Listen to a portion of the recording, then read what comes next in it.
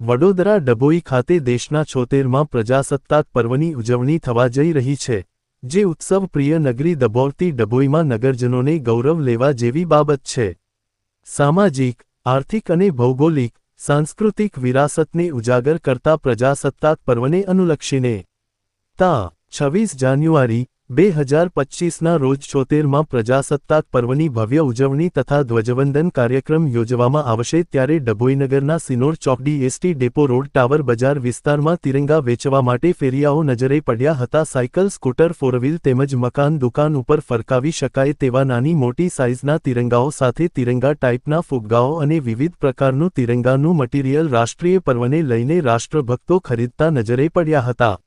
Reporter રવિ તરબદા, વડોદરા।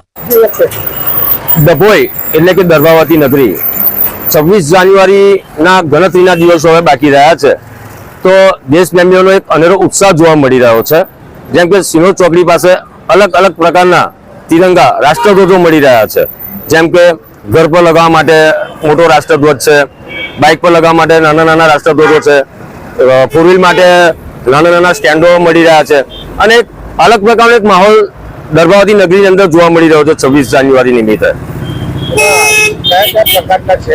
એની અંદર તમે જોઈ રહ્યા છો કે અહીંયા આગળ બાઇકો માટે પણ છે, નાના છોકરાઓ માટે પણ એક અલગ પ્રકારના તિરંગો પંખા નિમિત્તે પણ આગળ મળી રહ્યા છે, ફુગ્ગા રંગબેરંગી ફુગ્ગા તિરંગાના મળી રહ્યા છે, અનેક પ્રકારના અહીંયા આગળ સંશોધનો મળી રહ્યા છે।